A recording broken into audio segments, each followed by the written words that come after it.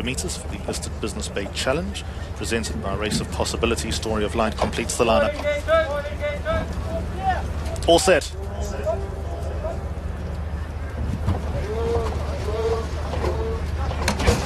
just need to quiet and down, and they sent on their way. And Harry's Bar from the deepest draw takes his medicine. Also Quintillis a little bit slow to go, as was Summergand.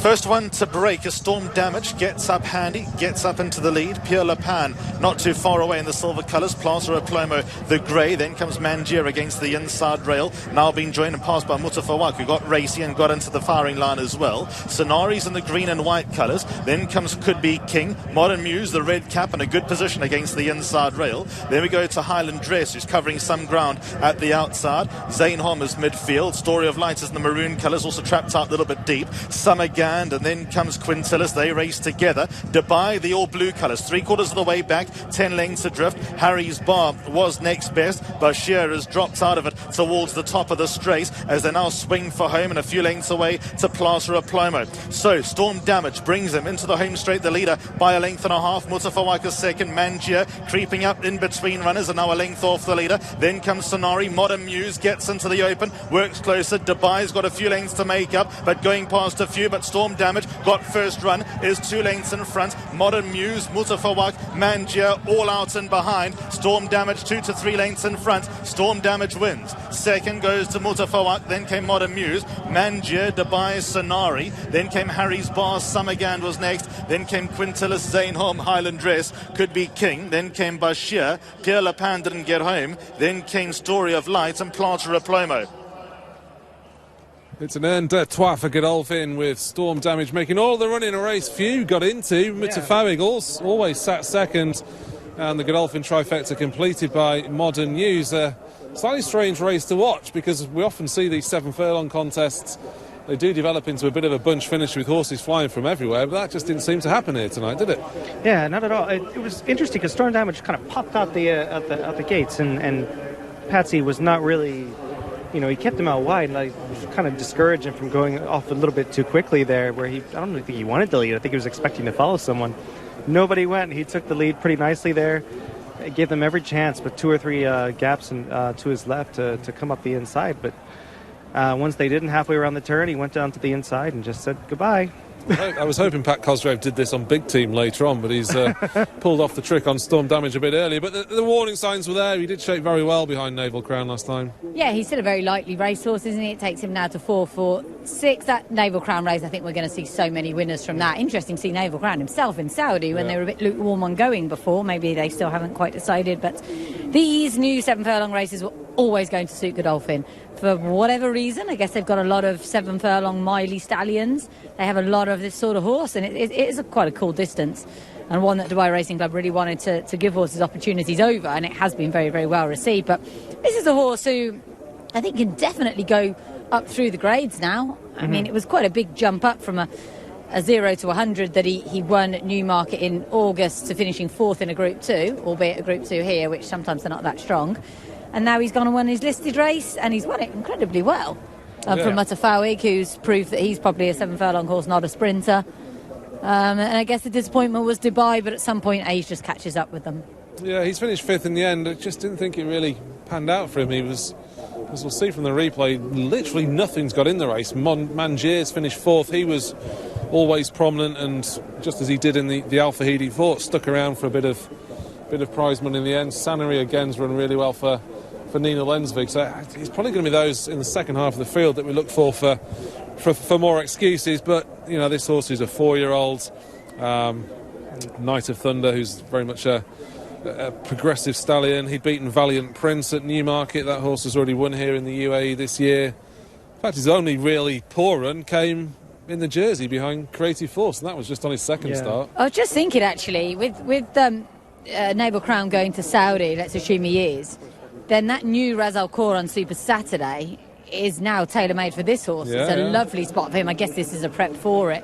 And before I was thinking there's nothing going to rival Naval Crown in that race, they may as well give it to him now. Now he goes to Saudi, and this horse will probably win it instead. But it's a lovely programme for him. Talking of Naval Crown held the track record of 1 minute 22.02, which has just been broken. by Storm Damage, 121.77, which I suppose highlights still further that the turf track has been riding pretty quick over the last few weeks. Yeah, this season in particular, it's been quicker than usual. Anytime you dip below 122 when there's no run-up is pretty intense. To take out of this race, I would say I think Modern News should come forward nicely out of this race. It's interesting to see where he came from, because I don't think he was quite as prominent as the others, was he? And he seems a bit tricky, as we saw him going out late as well. But, he's won his 1-3 in a row that, I meant to mention before that they kind of probably didn't get what they wanted from him earlier in his career. And now that they've kind of backed him up in class, they're trying to figure out what he actually is. And he did run well. The winner, take nothing away from him. I should have doubled down on him when I picked him last time, but not this time. He had definitely a trip note last time and ran against a very good horse in Naval Crown. But today he was just full of run. There was just no stopping him from the beginning. There was the night Hector Crouch won a Group 2 and actually thought Storm Damage was his best chance. And he wasn't far off confirming that, because, as you say, he didn't really get too much of a run through and was a little bit unlucky. But no such mistakes from Storm Damage tonight. He was soon out in front and never saw another rival. 3 1/4 lengths is actually quite a margin in the end for this race. Winning it, rated 108. He's going to be well into the 115s, you'd imagine, on the back of that. And the Ras Al Khor on Super Saturday, looking further ahead, they may even be tempted by the Dubai turf. He has stayed a mile already. Saeed will, won't he? He's quite... they're very different, the two Godolphin trainers, and you just sort of know from the past the kind of routes that they'll go. And Saeed is really sporting, especially with World Cup night. He likes to have a runner wherever he can, and I wouldn't be at all surprised were he to win that Ras Al Khor if he does stick him in there and just see how he gets on. He's a horse with a lot of scope for further improvement. I really like him off the back of that performance. It was as competitive a 7 furlong race as you'll see here. In fact, we could have run it twice. Yeah, I'm sure we could. Plenty that didn't get in. Let's take it from the start then. The horse in the red cap, who would finish third, Modern News, just seemed to prop a little bit on landing, which takes him back very much into the second half of the field. So we'll follow his run through and see just sort of what sort of path he had. You said Pat Cosgrave didn't seem too keen to want to get to the front, but it ended up there, didn't it? It looked like, he asked him out of the gates just for a little bit of, just to keep him clear of trouble. And he answered quickly, and then he opened up a bit there, and he kept them out, it seems, in the 4 to 5 path until the absolute corner, just in case anybody wanted to come up and take the lead, and nobody obliged. So he took it. At this point, he's just hoping that nobody has, that DeBay isn't himself exactly. The eventual, you can see the first 4. The winner's in front, the second's second. The third Modern Games has actually improved into about 5th place now. Mangia, who finished 4th, is always in 2nd.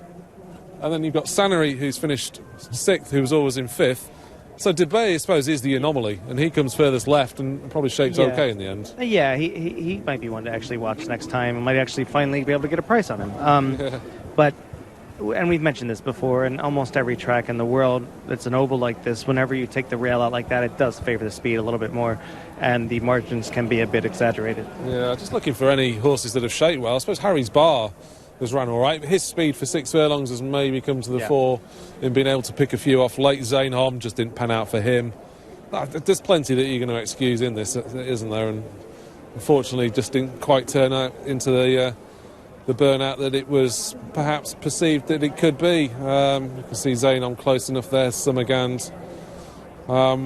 Would you say that, having watched it back, the Modern News was in any way unlucky? I mean, he recovered from that slow start to race prominently enough, I think, in the end. Yeah, I mean, he didn't exactly have a straight path either. He had to shift out a bit and make his own luck at that point. Out of the two, if I was forced to choose one next time, I definitely would choose Modern News. Yeah. But this horse has clearly been clearly been spot on for this race. Would you? I mean, looking at the way the turf is quite clearly quick again. Would that worry you with Lord Glitters a little bit later on? Very much so. Yeah. I mean, you're looking at, but the 7 furlong and 9 furlong races, even though you're just extending 400 meters down the backside, there is a huge difference in the way the tempo shapes up. They're going to get racing further out in the over 1800. Lord Glitters has proven before that he can overcome things like that.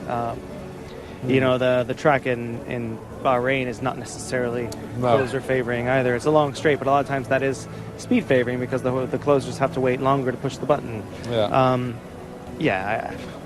He and Bedouin Story have to definitely, and even Sir Busker have their work cut out for them. Yeah, they do. The staying race as well that we had earlier on didn't pay to be too far back, although our line did shape all right. I suppose that gives some hope. Anyway, the inside shot in a race that rarely the complexion changed. Pierre Lapin, he was prominent and faded away, perhaps didn't see out this 7 furlongs, but it was a little bit of a scale extric race, wasn't it? Where they sort of just probably keep going round and round, and the positions rarely changed. I feel like the complexion of the race kind of turned on its head a little bit at the start when nobody really wanted to commit, and he went on and he ran them into the ground at that point, because the first quarter mile, the winner basically was moving effortlessly at an immense pace. So basically he wasn't really extending himself at that point. Nothing was taken out of him. And horses like Modern News, they had to sort of deal with their own running styles. They need something to run at. Still shouldn't take away from the fact that this horse is, as we've said, very progressive. Only had 6 starts, now victorious in 4 of them. Try to beat him next time, though. Yeah, you probably would, wouldn't you? Saeed bin Suroor, he's sort of had the later maturing types, I would say, over the last few years. This horse didn't make his debut until the beginning of his 3-year-old career, but he could be a horse that gives him a bit of fun, I would say. I mean, especially in this sort of newly supported, heavily category, 7 furlong races, and horses like this can return in the next few years, at least 2 or 3 seasons after this. He's young, he's talented, he's got speed, which is definitely vital in this course, especially with the firmer going. If they keep it as firm as it's been, which I don't mind too much, as long as it's consistent. I think a lot of the jockeys have said it's nice to race on genuine fast ground, and it's safe enough for the horses because there's plenty of cushion. Yeah, and usually it's a well-watered course that runs. They try to keep it, I think in theory, over the years it's been to be absolutely good to a T, so it's not too soft or hard in any way, and suits all types equally, if not, I don't know if any horse falls right into that category. So one thing I've noticed about the Dubai Nights of late, there's not been any natural moisture in the air, which we've usually had. So maybe the ground's not had the natural moisture that we've had in recent years. And I mean, one thing I will say is that he is a Knight of Thunder, and we harped on how there are lots of 7 furlong horses with Godolphin, and obviously and there are lots of Dubawis out there who take to it well. Knight of Thunder is obviously a Dubawi, but Knight of Thunder on the Dubawi side, they tend to really love fast ground. And got that sort of low skippy action. Yes, don't they? just like this one looks like he looks just trimming the hedges all the way around, and they really he just skipped over this hard ground. Yeah, he certainly loved it tonight. Trophy presentation then. We saw Tony Howard collect the owner's prize on behalf of Godolphin. Saeed bin Suroor now does so take the trainer's prize. This was a good win for Saeed bin Suroor, his 6th of the season this year. Just leave him a fair way behind Charlie Appleby in the Carnival Trainers' Championship, if there is such a thing. Charlie having moved on to 9 tonight, Saeed 3 behind, and Pat Cosgrave notches his 3rd victory of the Carnival, so it's been a good Carnival overall for him, and 17th overall. So good victory for Storm Damage, who could easily be a horse to follow on Super Saturday, acknowledging that he got the run of this race to a degree, but